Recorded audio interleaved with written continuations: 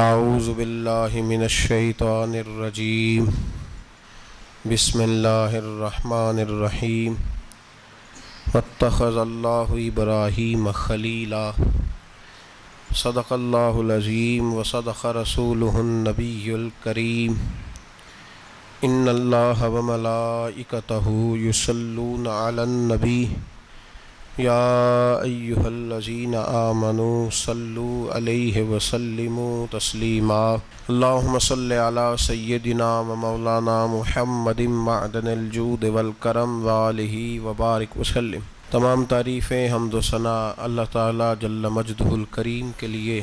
زاں بعد درود و سلام نبی محترم شفیع محتشم آقا کل ختم رسول دانائے سبل احمد مجتبیٰ جناب حضرت محمد مصطفیٰ صلی اللہ تعالیٰ علیہ وسلم کی ذات والا صفات کے لیے حمد و صلات کے بعد، عزیز دوستو، بزرگوں اور بھائیوں، حضرت سیدنا ابراہیم خلیل اللہ علی نبینا و علیہ الصلاۃ والسلام کا تذکرہ قرآن مجید نے کئی جگہوں پہ بیان فرمایا ہے۔ نبی پاک صلی اللہ تعالیٰ علیہ وسلم نے ارشاد فرمایا ہے کہ میں ملت ابراہیم پہ ہوں۔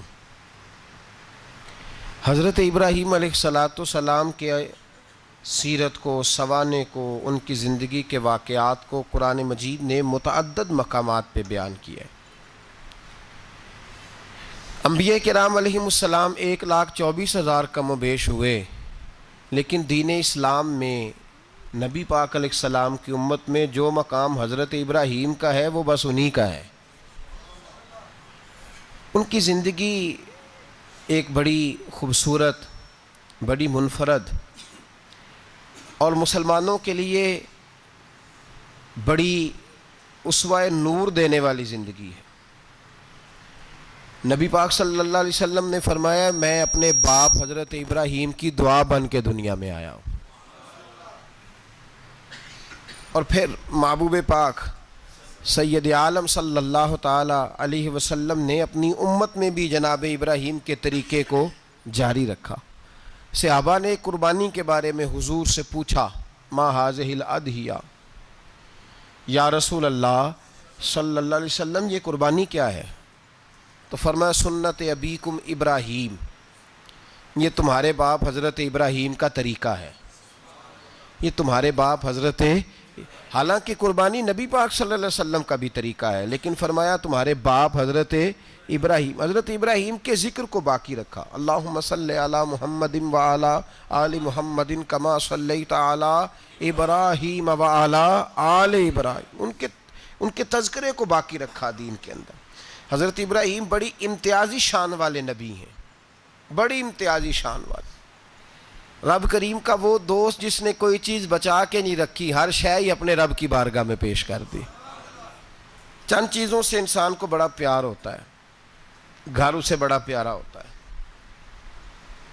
وہ بڑا خوبصورت ہوٹل، 5 سٹار ہوٹل میں رہا، وہ اسلام آباد گیا، کسی سفر پہ گیا تو بڑے اعلیٰ قسم کے اس کو کھانے ملے، بڑی چیزیں ملی، لیکن کبھی دائیں کروٹ کبھی بائیں کروٹ۔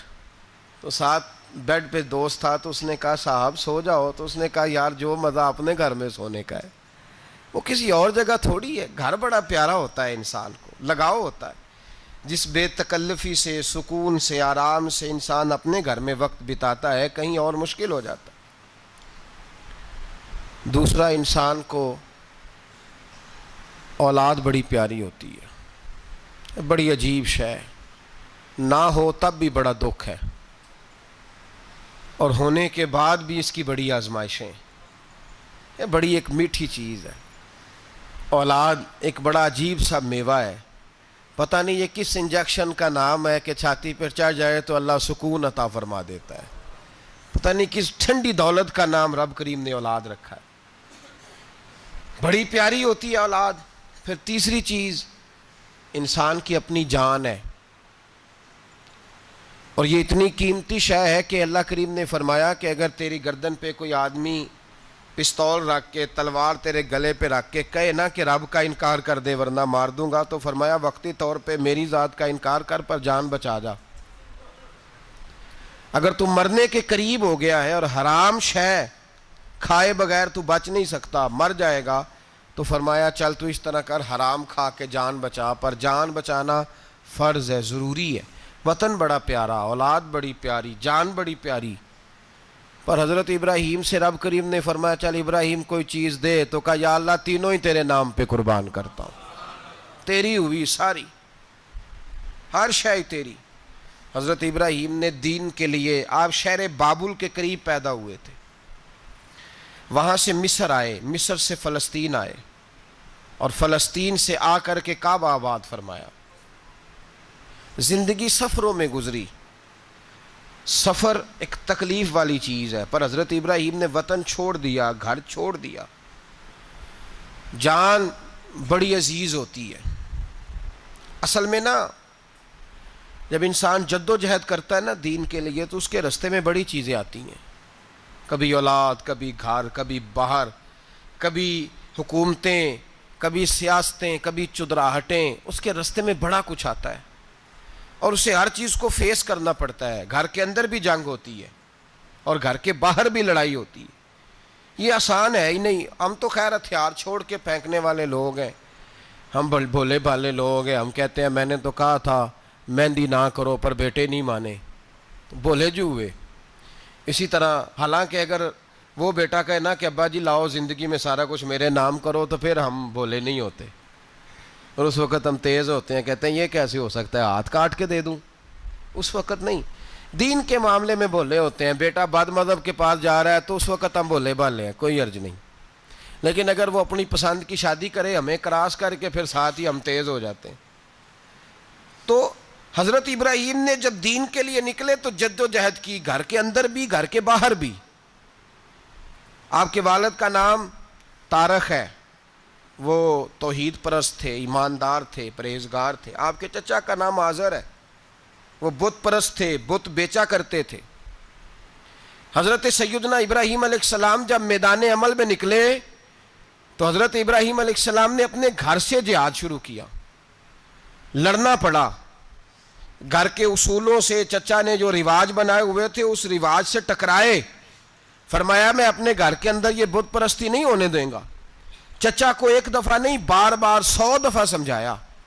آپ کا چچا بت بنا کے بیچا کرتا تھا۔ حضرت ابراہیم علیہ السلام تھوڑے بڑے ہوئے تو کہنے لگا کہ چلو میرے ساتھ، تم بھی بت بیچنے ہیں، ہمارا کاروبار ہے۔ حضرت ابراہیم ساتھ نکلے تو بت پکڑا ہے، گندے پانی کے اندر اس بت کو ڈبوتے ہیں، کہتے ہیں کسی نے خریدنا ہے تو خرید لو، نہ یہ نفع دے سکتا ہے نہ نقصان دے سکتا ہے، جو اپنا آپ نہیں بچا سکتا تمہیں کیا بچائے گا، خریدنا ہے تو خرید لو۔ چچا کہنے لگا تو کاروبار چمکا رہا ہے کہ تباہ کر رہا ہے۔ گھر میں بڑے معاملات خراب ہوئے، جھگڑے ہوئے، لیکن حضرت ابراہیم علیہ السلام ایک منٹ کے لیے بھی اپنے گھر کے اندر بھی کمپرومائز کرنے کو تیار۔ یہ تھوڑا مشکل میں نے پہلو چھیڑ دیا ہے، یہ تھوڑا مشکل پہلو چھیڑ دیا ہے۔ بڑا سمجھدار آدمی ہے پر بیوی سے پردہ نہیں کرا سکتا، سیانا ہے، پنچایت کا بندہ ہے، جو اس سے آپ کہیں گے وہ بات یہ سنائے گا، لیکن کہتا ہے نہیں جی میں نے کوشش کر لی ہے۔ کس قسم کی کوشش ہے صاحب، یہ کیسے ہو گیا؟ حضرت ابراہیم علیہ السلام نے گھر کے اندر سے فرمایا نہیں کرنے دوں گا، گھر کے اندر بھی ٹکرائے، فرمایا تم جو بھی ہو، پاش پاش کیا چچا کے اصولوں کو، اور باہر جب نکلے تو صرف علاقے کے چیئرمین سے نہیں ٹکرائے، ایم پی ایم این اے وزیر مشیر سے نہیں ٹکرائے، سپر پاور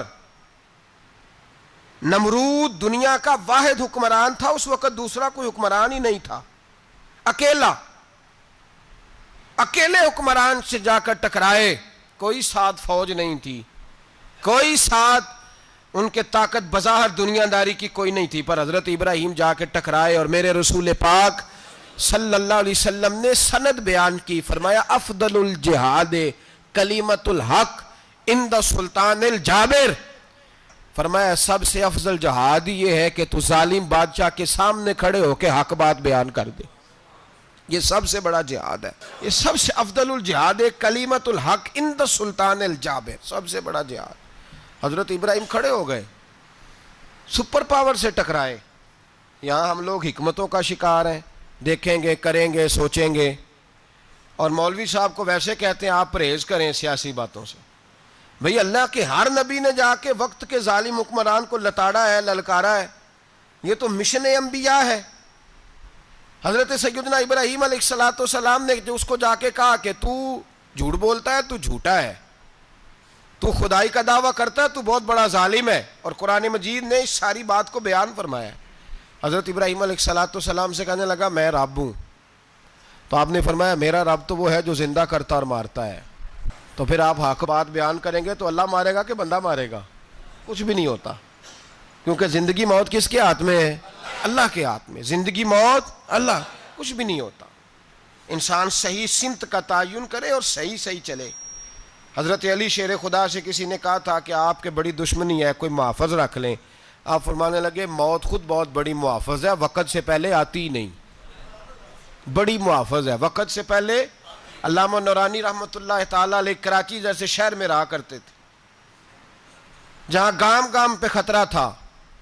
لوگوں نے کہا حضرت اتنے بڑے لیڈر ہو, آپ کی جماعت کی 62 سیٹیں ہوئی قومی اسمبلی میں, ایک ایسا وقت بھی آیا تو کوئی ایک آدمی بندوق والا.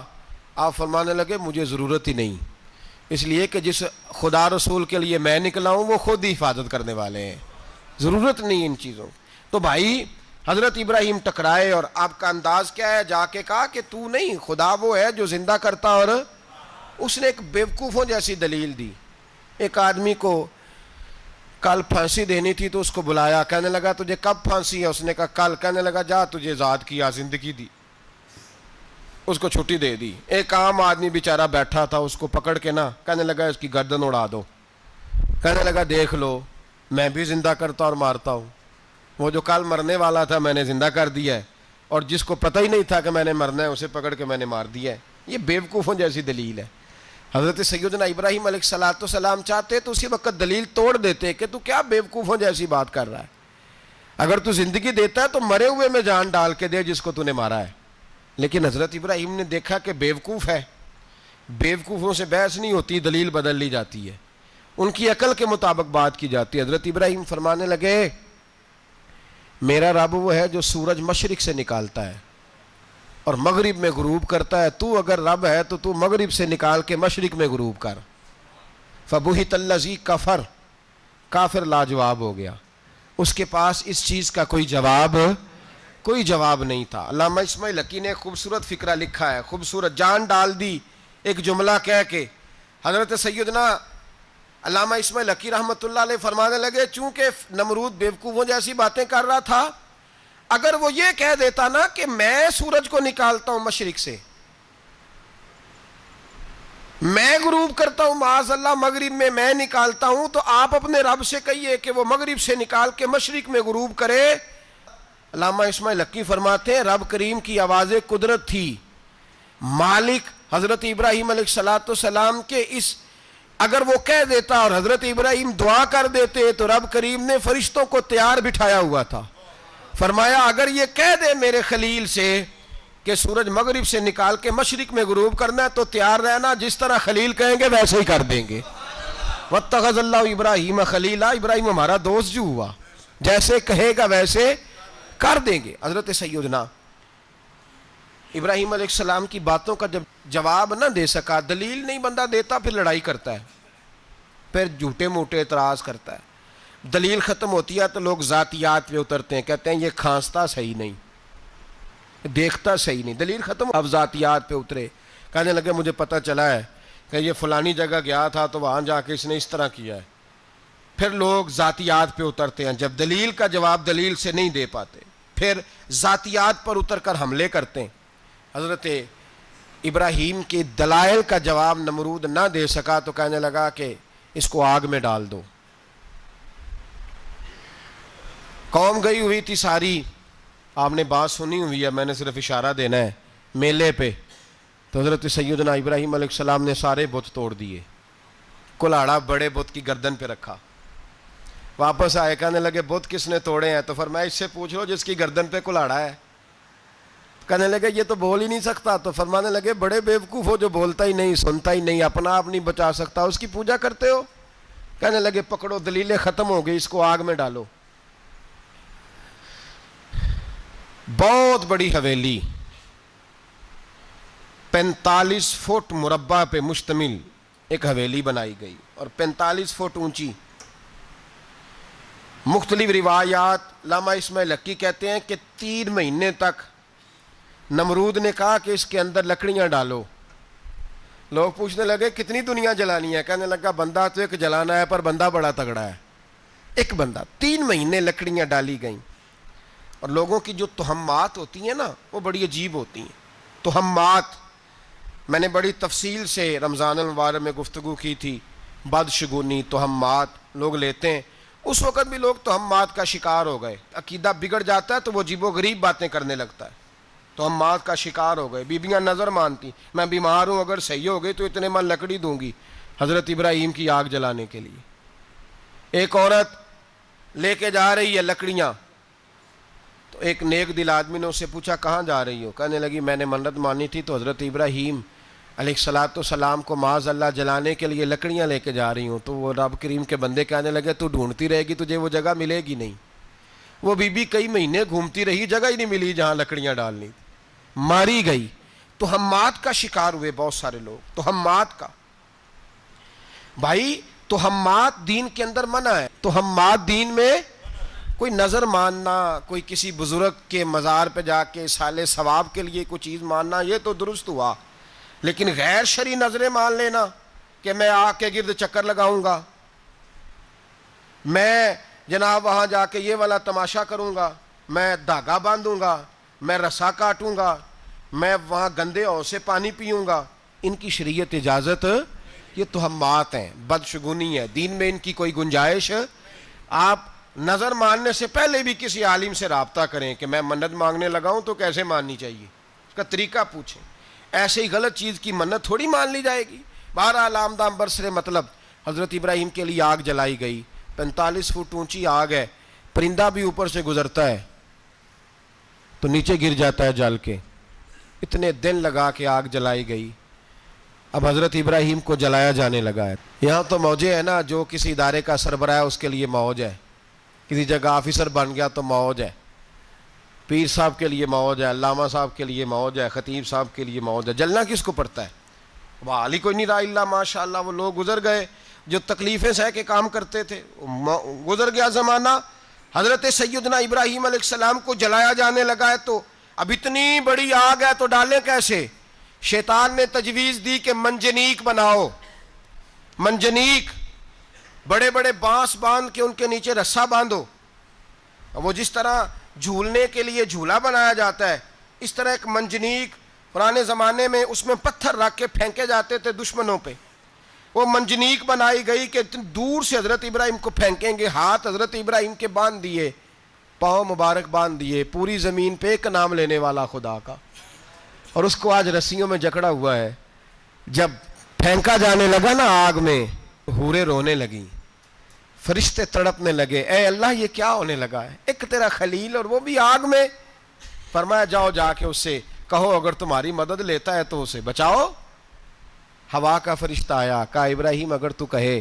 او بھائی, ان چیزوں کو کہانی سمجھ کے نہ سنا کریں, یہ داستان نہیں, یہ وہ طریقے ہیں جو ہمارے رسول نے ہمیں اپنانے کا حکم ارشاد فرمایا ہے.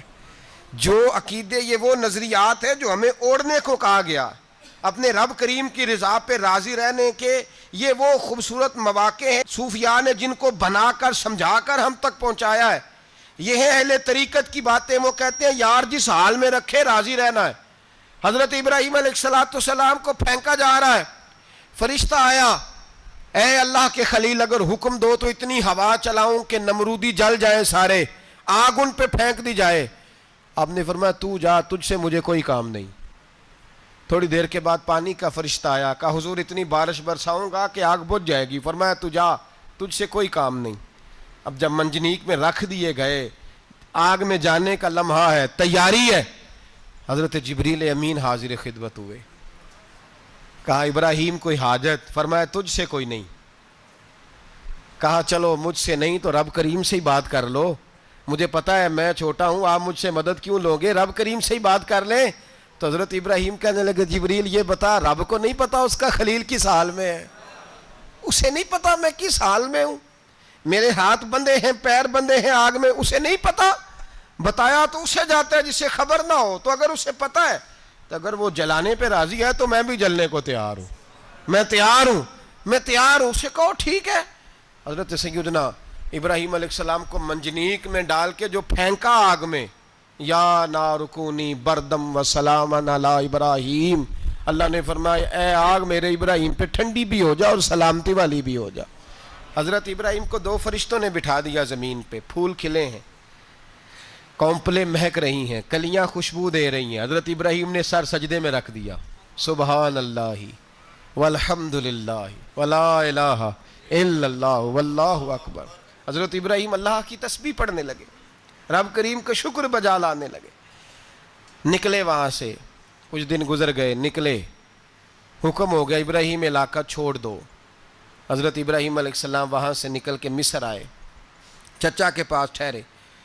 انہوں نے اپنی بیٹی جناب سارہ کا نکاح کر دیا۔ کچھ آگے بڑھے تو ایک ظالم بادشاہ سے ٹکرائے، اس نے ایک شہزادی، ایک بادشاہ کی بیٹی قید کی ہوئی تھی، جناب ہاجرہ نام تھا، ان کو قید سے چھڑا کے ساتھ لائے۔ حضرت لوط علیہ السلام بھی ساتھ، یہ 4 لوگوں کا قافلہ چلا، فلسطین میں جا کے پڑاؤ ڈالا، گھر بار چھوڑا، تبلیغ شروع ہوئی۔ حضرت ابراہیم کے گھر میں 2 خواتین ہیں، ایک آپ کی بیوی ہیں، ایک حضرت ہاجرہ ہے، اولاد کوئی نہیں، بڑا میوہ ہے میٹھا۔ گھر وہی آباد ہوتا ہے جس میں بچے روتے ہیں، گھر ہوتا ہی وہ ہے جس میں بچوں کی چنچناہٹ ہوتی ہے، بھن بھناہٹ ہوتی ہے۔ حضرت ابراہیم نے ایک بچہ روتے ہوئے دیکھا تو آنکھوں میں آنسو آئے، کہنے لگے ربی حب لی من الصالحین، یا اللہ مجھے بھی نیک اولاد عطا کر دے۔ حضرت سارہ نے سن لیا، کہنے لگی ابراہیم شاید میرے بطن سے تو آپ کو نصیب نہیں، ہاجرہ سے نکاح کر لو۔ جناب ہاجرہ سے نکاح ہوا۔ اللہ تو بڑا بے نیاز ہے، رب کریم نے حضرت اسماعیل جیسا خوبصورت بیٹا عطا فرمایا۔ بیٹا کالا سیاہ بھی ہو تو سینے کی ٹھنڈک ہوتا ہے، پر یہ تو وہ بیٹا ہے جس کی پیشانی میں نور محمدی چمکتا ہے صلی اللہ علیہ وسلم۔ حضرت سیدنا اسماعیل علیہ اتنے خوبصورت، اب جس بیوی کے ہاں بیٹا تھا، بیٹھنا اٹھنا بھی زیادہ اس کے پاس، آنا جانا بھی اس کے پاس، توجہ ادھر ہو گئی۔ جناب سارہ رشک کرنے لگی، ایک دن کہنے لگی اسے چھوڑ آ جنگل میں، وادی غیر ذی زرع، مکے کے پاس۔ بھائی ایک بیٹا عالم دین بنا لو، کہنے لگا روٹی کہاں سے کھائے گا؟ تیرے 5 بیٹے ہیں، کو حافظ قرآن بنا، کہتے روٹی کہاں سے کھائے گا؟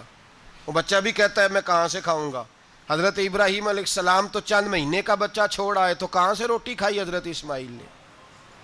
کہاں سے کھائی ان کی اماں نے روٹی؟ بھوکے مر جاتے ہیں یہ سارے۔ میں بڑی ذمہ داری سے کہا کرتا ہوں کہ جتنی خوبصورت روٹی اللہ کریم دین کے خادموں کو عطا کرتا ہے شاید کسی اور کے نصیب ہوتی ہو، لیکن ہم لوگ توجہ ہی نہیں کر رہے، ہمارا ذوق ہی نہیں بن رہا، ہم یہ محنت ہی نہیں کر رہے کہ قوم کو مستند علماء کی ضرورت ہے، علاقوں کے علاقے خالی ہیں، ادھر ہمارا مزاج ہی نہیں بن رہا، توجہ ہی نہیں دین کی خاطر۔ اور پھر چلے بچے تو بعد کی بات ہے نا، جو ابھی خود جوان ہے وہ بھی یہ دعا، ایک صاحب مجھے کہنے لگے میں دعا مانگ رہا ہوں اللہ مجھے بیٹا دے تو میں اسے دین پہ لگاؤں گا، تو میں نے کہا آپ بھی بوڑھے نہیں ہوئے، آپ خود ہی لگ جائیں، بیٹا تو ابھی آئے گا تو لگے گا نا، تو آپ تو اس وقت ہے تو آپ تو پہلے لگے نا صاحب، 2 گھنٹے تو نکال کے آئیں، دین سیکھنے کو کافی ہے۔ آپ اتنی لمبی سوچ رہے ہیں کہ بچہ آئے گا تو بڑا ہوگا تو وہ جائے گا تو دیکھی جائے گی، ابھی تو آپ ہیں تو آپ تو آؤ۔ حضرت ابراہیم نے بچہ وہاں چھوڑا۔ یہاں سے جو عمرہ کرنے لوگ جاتے ہیں نا، جو حج کرنے جاتے ہیں، ان کو پتہ ہے کہ وہاں دنیا کی ہر نعمت ملتی ہے، پھر بھی ڈبل ٹرپل پیسے لوگ جیبوں میں ڈال کے جاتے ہیں۔ حضرت ابراہیم جب وہاں لے کے گئے تو کوئی انسان نہیں تھا، پانی کا قطرہ نہیں تھا، 2 کلو کھجوریں، ایک مشکیزہ، بیوی کو تھمایا۔ ہمارے گھر میں ہزاروں چیزیں پڑی ہیں، لیکن وہ جو توکل ہے نا وہ ختم ہو گیا ہے۔ اللہ دے گا، حلال حلال پہ قناعت کرے، جائز جائز پہ بھروسہ کرے، رب کریم عطا کرنے والا ہے، وہ مزاج ختم ہو گیا۔ حضرت سیدنا ابراہیم علیہ السلام 2 کلو کھجوریں، ایک مشکیزہ پانی کا دے کر کے، اور وہاں بٹھایا آپ نے اپنے بچے کو اور اپنی زوجہ جناب ہاجرہ کو، اور بٹھا کر کے واپس پلٹنے لگے تو حضرت ہاجرہ سلام اللہ علیہ نے آواز دی، کہا ابراہیم کس کے سہارے پہ چھوڑ کے جا رہے ہو؟ جہاں آب زمزم کا کنواں ہے نا، جو لوگ گئے ہیں جنہوں نے صفا مروہ کی صحیح کی ہے، صفا مروہ سے باہر نکلے نا، سرکار کی ولادت کا مقام ہے، اس جگہ پہ آب زمزم کا کنواں تھا، وہاں حضرت سیدنا ہاجرہ کو بٹھایا، کوئی چیز نہیں، کوئی درخت نہیں، کوئی کھیت نہیں، کوئی پانی نہیں، کوئی کنواں نہیں، وہاں بٹھایا اور بٹھا کر کے نکلنے لگے تو جناب ہاجرہ فرمانے لگی ابراہیم کس کے سہارے پہ چھوڑ کے جا رہے ہو؟ کہنے لگی اللہ کے سہارے پہ۔ تو پاک باز بی بی نے ایک لفظ پوچھا، کہا ابراہیم یہ میرے رب کا حکم ہے، یہ میرے بس جن کا عقیدہ توحید مضبوط ہو ان کے لیے ایک جملہ کافی ہوتا ہے، یہ میرے اللہ کا حکم ہے۔ تو جناب ابراہیم علیہ السلام فرمانے لگے ہاجرہ ہاں رب کا حکم ہے۔ جب یہ لفظ کہے تو چاہیے تھا نا حضرت ابراہیم تسلی دیتے، تو بی بی صاحبہ تسلی دینے لگی، عرض کرنے لگی ابراہیم اگر اللہ کا حکم ہے تو پھر آپ ہماری فکر نہ کرنا، اگر یہ رب کا حکم ہے تو پھر ہماری فکر نہ کرنا، جس رب نے ہمیں یہاں تک پہنچایا ہے وہ ہمیں کبھی بھی ضائع نہیں فرمائے گا، پھر فکر نہ کرنا۔ حضرت ابراہیم آ گئے، بات آپ نے سنی ہوئی ہے، اشارہ کرنا مقصود ہے۔ 13 سال میں چلے مان بھی لیا جائے بعض روایات کی روشنی میں کہ آتے جاتے بھی رہے، لیکن مکمل دیکھ بھال اپنے بچے کی پرورش میں پورا حضرت ابراہیم علیہ السلام کا کردار، سارا کردار ماں کا تھا۔ میں جب خواتین کے بارے میں کوئی بات کرتا ہوں تو میں آپ کو اکثر کہتا ہوں کہ یہ صرف بیوی کے لیے حکم نہیں ہوتا، یہ ٹریننگ بیٹی کو دینی ہے اور بہن کو دینی ہے، یہ تربیت کریں اپنے گھر میں۔ میں تجربے کی روشنی میں یہ بات عرض کیا کرتا ہوں کہ بھائی بچے باپ کے فرما بردار اس وقت ہوتے ہیں جب اماں انہیں باپ کا فرما بردار کرتی ہے، اور بچے باپ کے نافرمان بھی تب ہوتے ہیں جب اماں انہیں باپ کا۔ میں نے اپنے کانوں سے سنا ایک دفعہ ایک بچہ اپنے باپ سے کہہ رہا ہے آپ نے تو ساری زندگی باہر گزار دی، پیسے کمانا کون سا مشکل کام ہے، دکھ سکھ تو سارے اماں نے برداشت کیے، سکولوں میں وہ جاتی تھی، فلانا کام وہ کرتی تھی، فلانا کام۔ اب یہ سوچ اس کی ذاتی تو نہیں، یہ اس کو دی گئی ہے، اور اگر اس کو یہ سوچ دے دی جائے کہ اماں کہے کہ میں تو اپنوں میں رہی ساری زندگی، میں نے تو اپنوں میں وقت گزارا، اور تیرا باپ تو کئی دفعہ جنازے بھی نہیں پڑھ سکا، اس نے تو ماں باپ ایسے دفن کر دیے، وہ اگر یہ سوچ فراہم کرے تو پھر بچہ باپ کا فرما بردار ہوتا ہے۔ اور یہ والی روایتیں ہم بیوی کو سناتے ہیں، حالانکہ کس کو سنانی چاہیے؟ بولیے، بہن اور بیٹی کو، بہن اور بیٹی کو سنائیں یہ باتیں، ان کو سمجھائیں تاکہ آگے جا کے وہ جو گھر ترتیب دیں وہ گھر بڑا عمدہ اور نکھرا ہوا ہو۔ حضرت سیدنا ابراہیم 13 سال کے بعد آئے، چونکہ گھر میں اللہ تبارک و تعالیٰ کی دوستی کا چرچا تھا، اللہ تبارک و تعالیٰ کی محبوبیت کا غلبہ تھا۔ 13 سال کے بعد فلما بالغ معہ سعیا، بیٹا جب اتنا بڑا ہوا کہ ساتھ چلنے لگا تو حضرت ابراہیم نے اپنے بیٹے کو بلا کے کہا بیٹا مجھے خواب آئی ہے، میں تجھے ذبح کر رہا ہوں، تیری کیا رضا ہے؟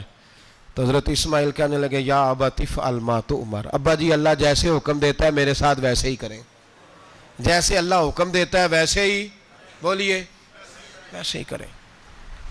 حضرت ہاجرہ کو کہا کہ ایک دوست نے دعوت کی ہے تو وہاں جا رہے ہیں، بی بی مطمئن ہے، تفصیلات کی ضرورت نہیں، ختم بات، اعتبار ہے، مطمئن ہو گئی۔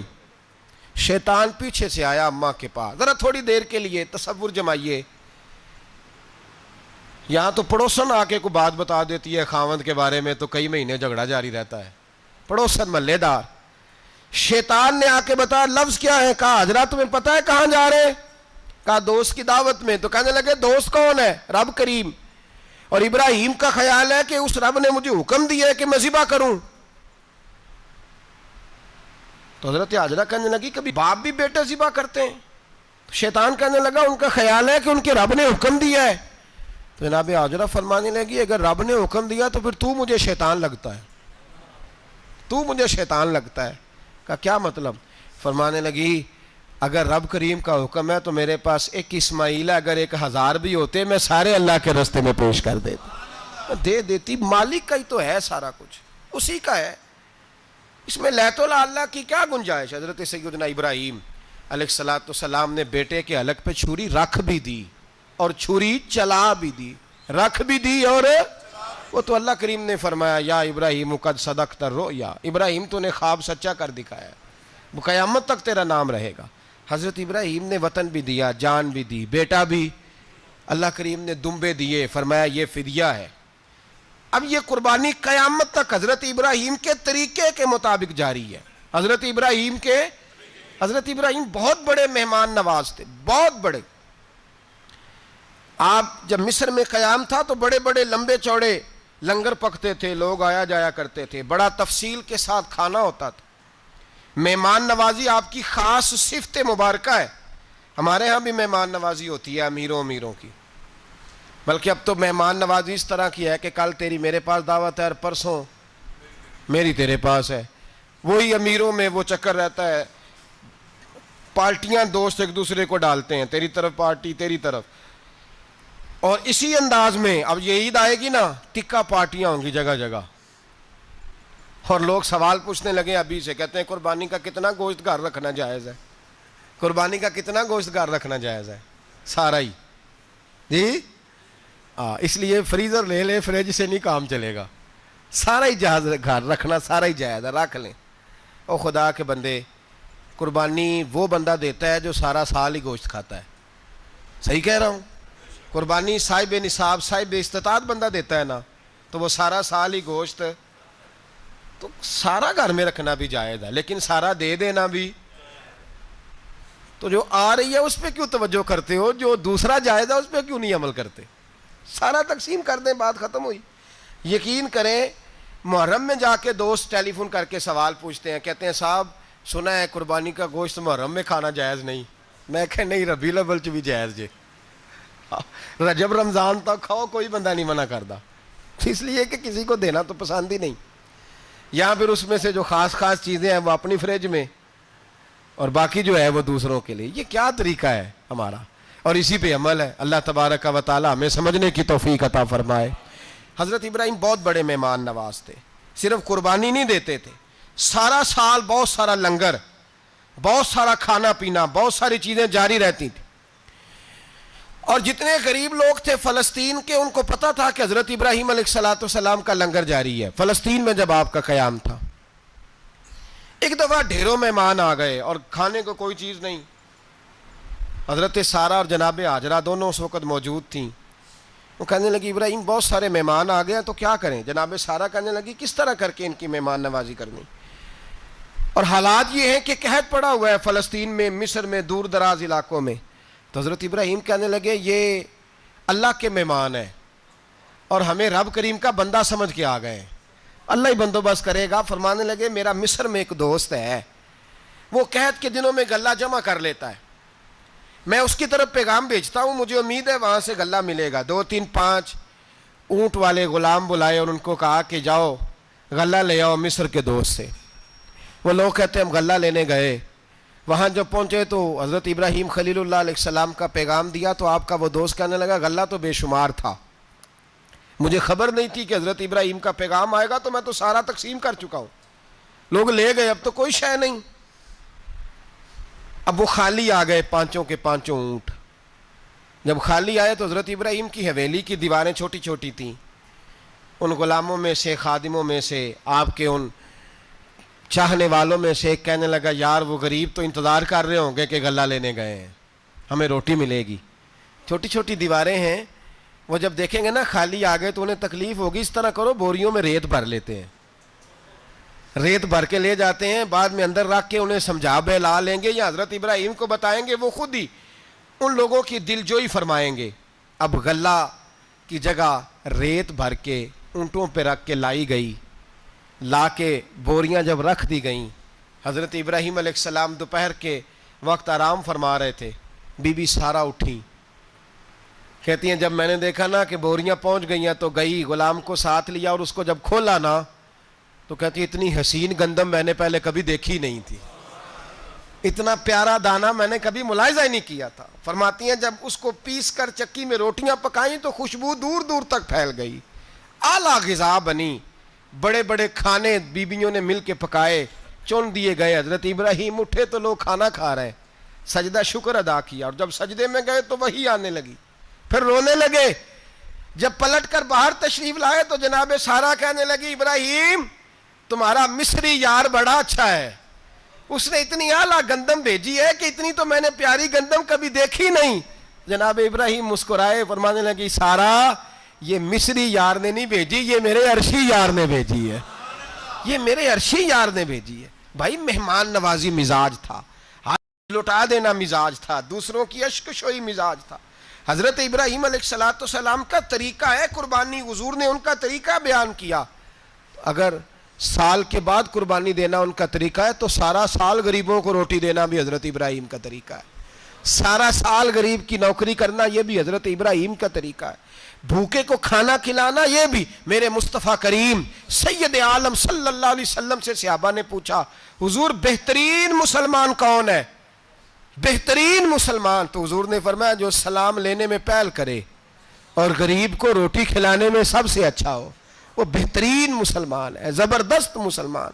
ہمارے ہاں دعوتیں ہوتی ہیں تو امیروں کی، افطاریاں ہیں تو امیروں کی، اور میرے مصطفیٰ کریم علیہ السلام نے فرمایا بدترین دعوت ہے جس میں امیر بلائے جائے غریب نہ بلائے جائے، وہ بدترین دعوت حضرت ابراہیم کا طریقہ رہا، ساری زندگی مہمان نوازی۔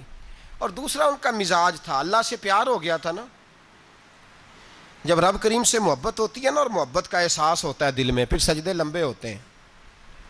عام آدمی تو نماز بھی نہیں پڑھ سکتا، جس سے خدا سے محبت ہوتی ہے وہ تہجد بھی نہیں چھوڑ سکتا۔ وہ یہ محبت کی بات ہے نا، جس کو پیار ہوتا ہے اس کی تہجد بھی ہے، اس کی اشراق بھی ہے، چاشت بھی ہے، اس کے عمرے بھی ہیں، اس کے حج بھی ہیں، اس کے بار بار کعبۃ اللہ کے دیدار بھی ہیں۔ یہ محبت الہی ہے، جوش مارتی ہے۔ ان لوگ سجدہ کرتے ہیں تو اٹھتے ہی نہیں، اللہ کے بندوں سے پیار کرتے ہیں اللہ کی۔ حضرت ابراہیم کو رب کریم سے اتنی محبت تھی، اتنا پیار تھا کہ وہ آپ کی زندگی کے ہر پہلو سے چھلکتا تھا۔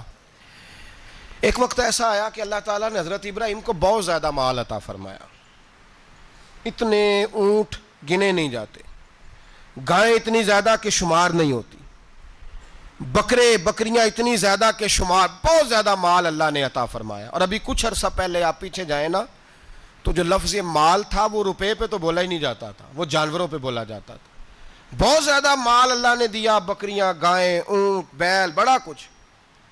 تو رب کریم نے فرشتوں سے فرمایا کہ وَاتَّخَذَ اللَّهُ ابراہیم خلیلا، ابراہیم میرا دوست ہے۔ تو فرشتے کہنے لگے یا اللہ جسے اتنا کچھ دیا جائے اس نے دوست تو بننا ہی ہوتا ہے، تو نوازا ہی بڑا ہے، اتنا مال، اتنے کھیت کھلیان، اتنا کچھ۔ اللہ کریم نے فرمایا جاؤ آزمائش کر لو، امتحان لے لو۔ فرشتہ امتحان لینے پہنچ گیا۔ حضرت ابراہیم کے جانور چر رہے ہیں چراگاہ میں، حضرت ابراہیم بھی ہیں، غلام بھی ہیں، بہت بڑا ریوڑ ہے، آپ تشریف فرمائیں۔ ایک فرشتہ آیا تو کھیت میں چھپ کے بیٹھ گیا اور بلند آواز سے کہنے لگا سبحان اللہ والحمد للہ ولا الہ الا اللہ واللہ۔ یہ تسبیح بڑی پسند ہے، محبوب نے ان کی فضیلت بیان کی۔ اب وہ حضرت سیدنا ابراہیم علیہ السلام کھڑے تھے تو وہ کھیت میں بیٹھ کے تسبیح پڑھنے لگا سبحان اللہ والحمد للہ ولا الہ الا اللہ۔ حضرت ابراہیم کہنے لگے یہ میرے رب کا نام کون لے رہا ہے؟ بڑی اس کی میٹھی آواز ہے، بڑی، کون ہے؟ ڈھونڈنے لگے، گھومتے گھومتے اس کے پاس چلے گئے، فرشتہ انسانی شکل میں، تو میرے رب کا ذکر کر رہا تھا؟ اس نے کہا میں ہی کر رہا تھا۔ فرمانے لگے یار ایک دفعہ پھر نہیں کرتا؟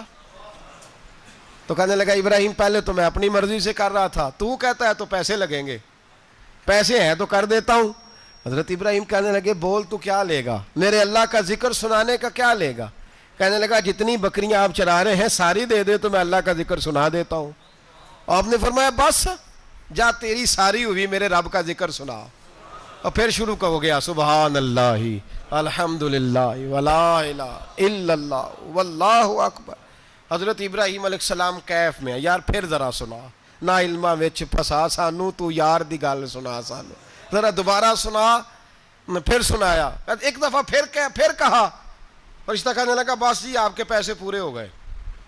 حضرت ابراہیم کہنے لگے چل ایک دفعہ اور سنا۔ کہنے لگا پیسے لگیں گے، تو کیا لے گا؟ کہنے لگا گائیں بھینسیں ساری میری۔ فرمایا بس یار اتنی قیمت، تو سنا صحیح، سارا کچھ ہی تیرا۔ پھر شروع ہو گیا سبحان اللہ والحمد للہ ولا الہ الا اللہ واللہ اکبر۔ گائیں دے دیں، بھینسیں دے دیں، وہ ذکر سناتا ہے۔ حضرت ابراہیم کبھی مچلتے ہیں، کبھی روتے ہیں، کبھی آہیں بھرتے ہیں، تو میرے رب کا نام لے رہا ہے، ذرا پھر سے لے۔ کیف جاری ہے۔ کہنے لگا بس بھائی۔ حضرت ابراہیم فرمانے لگے تو اور لے لے جو لینا ہے، مجھے ذکر سنا۔ اس نے کہا ابراہیم بکریاں میں لے چکا، گائے بھینسیں میں لے چکا، اونٹ رہ گئے، سارے لے لوں گا پھر ذکر سناؤں گا. فرمایا جا تیرا ہوا تو ذکر سناتا رہے, میں دیتا ہوں. دے دیا, کچھ دیر ذکر کیا تو اب خاموش ہو گیا. حضرت ابراہیم خلیل اللہ علیہ السلام فرمانے لگے ذکر سنا. کہنے لگا ابراہیم اب تیرے پاس دینے کو کیا ہے, ہر چیز تو میں لے چکا. آپ فرمانے لگے یہ گائے بھینسیں بکریاں چرانے کے لیے تجھے کوئی نوکر ملازم بھی تو چاہیے نا, تو اس طرح کر مجھے رکھ لے, میں روٹی نہیں مانگوں گا, کھانا نہیں مانگوں گا, تو اللہ کا ذکر سناتا رہنا, میں تیرے جانوروں کی نوکری کرتا رہوں گا. حضرت ابراہیم علیہ السلام نے جب یہ کہا نا, فرشتے کی آنکھوں میں آنسو آ گئے. تر دامنی پہ شیخ ہماری نہ جائیے, ہم دامن نچوڑ دیں تو فرشتے وضو کریں. فرشتہ رو پڑا اور کہنے لگا ابراہیم مجھے سینے سے لگاؤ, آپ واقعی اس قابل ہیں کہ اللہ آپ کو اپنا دوست بنائے, واقعی اس قابل ہے کہ رب آپ کو اپنا. حضرت ابراہیم علیہ السلام کا خدا سے محبت کرنے کا نرالا انداز. اور میرے بھائی یہی محبت انہیں میرے مصطفیٰ سے بھی تھی. ایک نبی گھر بنا رہا ہے, دوسرا بنوا رہا ہے. حضرت اسماعیل علیہ السلام پتھر اٹھا اٹھا کے لا رہے ہیں, جناب ابراہیم بنا رہے ہیں. جب خانہ کعبہ بن گیا تو کہنے لگے ربنا وابعث فیہم رسولا, اے اللہ اب اسے بسانے کے لیے اپنا آخری رسول بھی عطا فرما. نبی پاک فرماتے ہیں میں دعا ہوں حضرت ابراہیم کی. یہ قربانی حضرت ابراہیم کا طریقہ ہے. حضور نے اگرچہ نبی پاک کی اپنی سنت تھی, یہ بھی کہہ سکتے تھے سنتی و سنت ابیکم ابراہیم, میری سنت ہے اور تمہارے باپ ابراہیم کی سنت ہے. یہ نہیں فرمایا. جب صحابہ نے کہا قربانی کیا ہے, فرمایا سنت ابیکم ابراہیم, یہ تمہارے باپ ابراہیم کی سنت ہے. ہر صاحب نصاب پر قربانی واجب ہے. جو زکوٰۃ کا نصاب رکھتا ہو اس پر قربانی واجب ہے. یعنی ضروریات سے زیادہ اتنے پیسے جتنے پیسوں سے زکوٰۃ فرض ہوتی ہے, اتنے پیسے جس آدمی کے پاس قربانی سے پہلے پہلے آ جائیں اس آدمی پر قربانی کرنا واجب ہے. بکرا, چھترا, دمبا 1 سال کا یا دمبا 6 مہینے کا ہو پر اتنا بڑا محسوس ہوتا ہو کہ لگے کہ 1 سال کا ہے, اس کی قربانی ہو سکتی ہے. جانور میں کوئی عیب نہیں ہونا چاہیے, اتنا کمزور نہ ہو کہ ذبح جہاں اسے کرنا ہے وہاں وہ چل کے جا نہ سکے, اتنا کمزور جانور نہ ہو, اس کے اندر بظاہر کوئی اتنا بڑا نقص نہ پایا جاتا ہو, کانا نہ ہو, لنگڑا نہ ہو, کوئی اس کی ہاتھ نہ کٹے ہوئے ہوں, ایسا نقص جو واضح ہو. بکرا 1 سال کا, گائیں اور بھینس یہ 2 سال کی, اونٹ 5 سال کا. اب اس میں یہ ہے کہ ہمارے بہت سارے دوست چونکہ ہم دیہاتی لوگ ہیں تو پوچھتے ہیں کہ دوندا نہیں ہے تو چوگا نہیں ہے, تو یہ ہماری پنجابی کی اصطلاحات ہیں.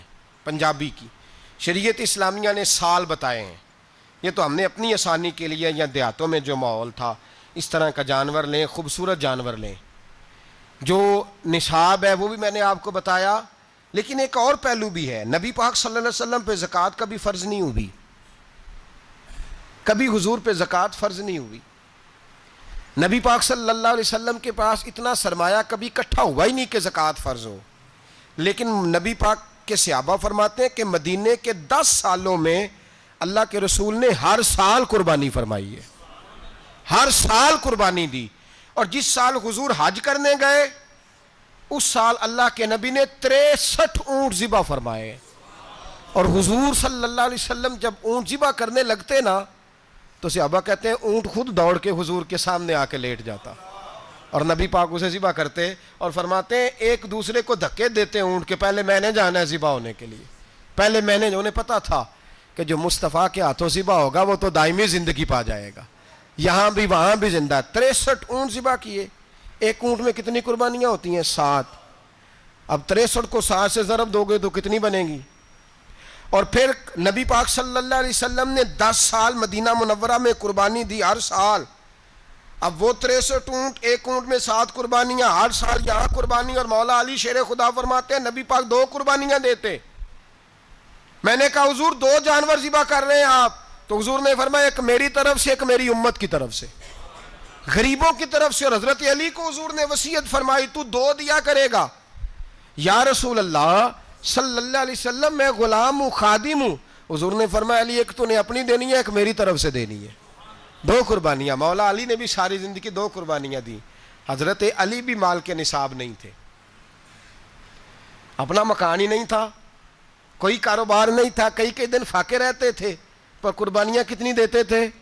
2۔ ہمارے پاس ویسے اگر سسرال میں، میکے میں، کزنوں میں کچھ شادی ہو جائے تو 50-60 ہزار کا خرچہ برابر ہے، وہ پکا ہے۔ اور قربانی کی باری غریب ہو گئے، سارے ہی غریب ہو گئے، کہتے نہیں یہاں مشکل ہے۔ او خدا کے بندے، اللہ کے ساتھ تجارت کر، اس کے رستے میں 1 دے گا، رب تجھے 70 گنا اضافہ کے ساتھ عطا فرمائے گا۔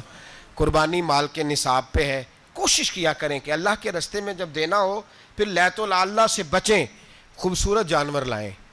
جن کو اللہ نے توفیق دی ہے ان کے لیے نصیحت ہے، جن کو اللہ نے توفیق دی۔ میں نے اپنے حضرت صاحب کو دیکھا ہے، وہ کہتے تھے کئی جانور اللہ نے بڑا نوازا ہے، کہتے ایک میرا ہے، ایک میرے ماں کا، ایک میرے باپ کا ہے، ایک میرے فلاں استاد صاحب کا، ایک میرے پیر صاحب کا ہے، یہ جانور غوث اعظم جیلانی کا نام کا دے رہا ہوں۔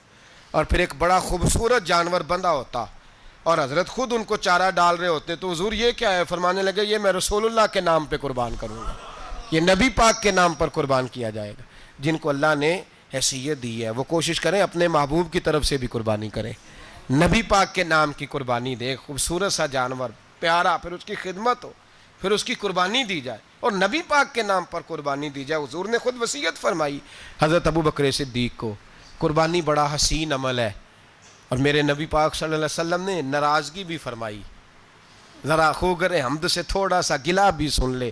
میرے حبیب نے فرمایا جو طاقت کے باوجود قربانی نہ کرے وہ ہماری عیدگاہ میں عید کی نماز پڑھنے نہ آئے، وہ نہ آئے۔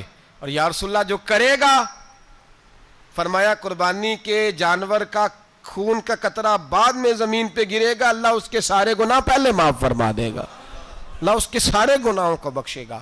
قربانی کریں، خوبصورت انداز میں کریں، اللہ کی رضا کے لیے۔ بزرگوں نے لکھا ہے 3 حصے کرو گوشت کے، ایک گھر میں رکھو، ایک رشتہ داروں میں بانٹو، پڑوسیوں میں بانٹو، اور تیسرا فقط غریبوں کو دو۔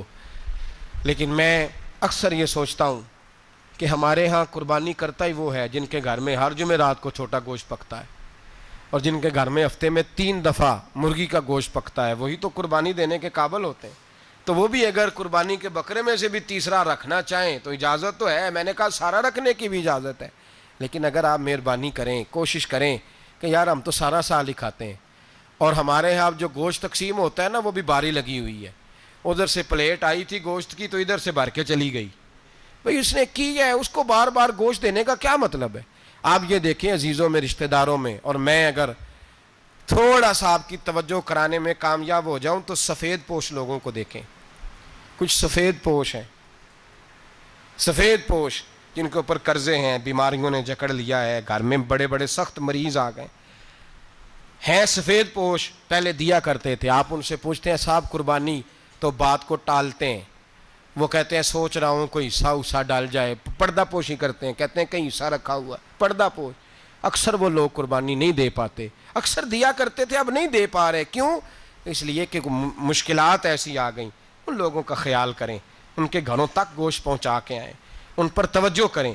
وہ سفید پوش آدمی کبھی ذکر نہیں کرے گا، کچھ تو ایسے ہیں جو خود پہنچ جاتے ہیں کہ ہمیں گوشت دیا جائے، لیکن کچھ سفید پوش ہیں لا یسألون الناس الحافا، اللہ فرماتے کچھ لوگ لپٹ لپٹ کے سوال نہیں کرتے، سفید پوشی کا بھرم رکھتے ہیں، کا مزاج نہیں۔ ان کی طرف دیکھیں، اپنے رشتہ داروں کو دیکھیں، خاص کر ان رشتہ داروں کو دیکھیں جن کا آپ کو پتہ ہے کہ غریب ہیں، مجبور ہیں، ان کے گھروں میں گوشت بھیجیں۔ غریب بیٹیوں، غریب بہنوں کا خیال کریں، اس طرف متوجہ ہوں، ان کے ساتھ اس نے سلوک کریں، اس طرف آپ لوگ خیال کریں۔ اللہ ہمیں سمجھنے کی توفیق عطا فرمائے۔